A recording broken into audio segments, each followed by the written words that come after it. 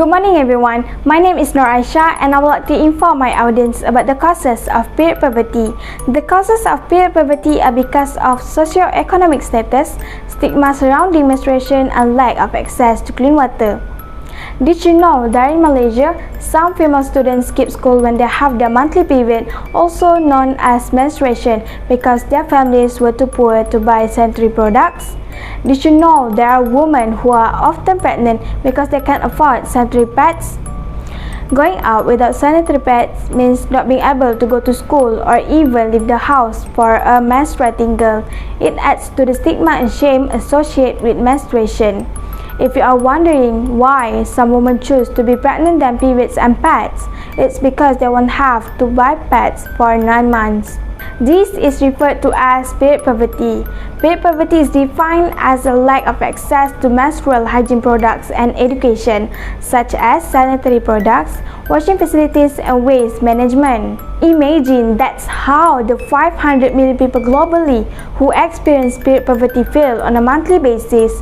We see the same scenario play out in Malaysia too, though the issue is not widely reported or acknowledged. Currently, there are no official statistics documenting the scale of period poverty in Malaysia.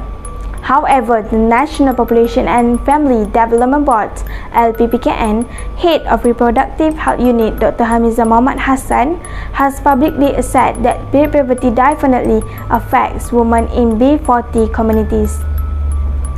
This is unsurprising given that period poverty is a multi-dimensional issue that affects many different communities in Malaysia, from the B40 group to orang asli communities, the homeless, refugees, stateless individuals. The list is seemingly endless.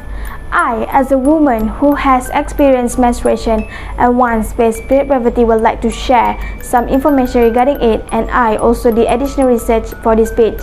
Today, I would like to inform you about the causes of period poverty. Let's start with the socio-economic status, which is one of major causes of period poverty. Since B40 communities are the hardest hit by COVID-19 in terms of job losses and cuts, many people are unable to purchase menstrual products on a monthly basis. The survey also found that since the pandemic, 47% of people who menstruate have found it more difficult to get menstrual supplies. The MCO has affected those in the rural areas in terms of having access to their necessities, because on a usual day, they need to go to urban areas to get their supply of disposable pads. A pack of 60 sanitary pads costs Rm10 in Malaysia, while a pack of 60 tampons costs Rm28. Sanitary products are also an affordable luxury for the homeless and displaced. Period products are not seen as a necessity by families struggling to put food on the table, despite the fact that they are further marginalized women and girls. Due to inaccessibility to proper menstrual products, some people use tattered clothes, coconut husks, newspaper, and even banana leaves in place of sanitary pads or tampons. These unhygienic products and dangerous methods can cause several health issues such as urinary tract infections as well as other health risks. Now, you know something about the major causes of period poverty, which is socio-economic status.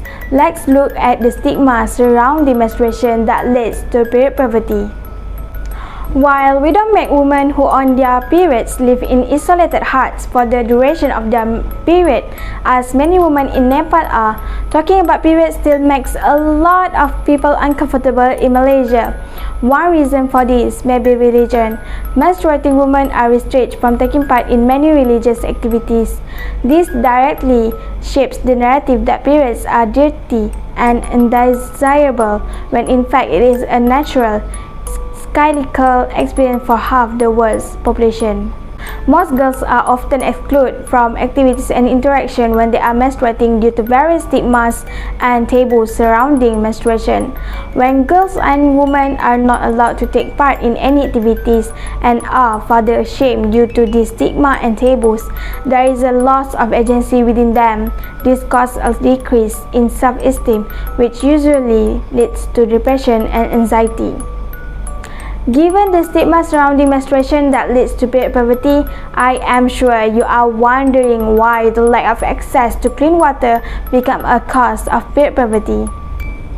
Another important aspect for a comfortable menstruation experience is access to clean water and sanitation services. There have been cases where girls wash their menstrual products in the ocean as well as rivers. The clean water is a huge barrier for orang asli communities, one that significantly affects women. With this in mind, how could menstruation possibly be a comfortable experience? There is a clear need for access to clean water and safe bedroom facilities everywhere. In conclusion, this issue of period poverty is shrouded in stigma.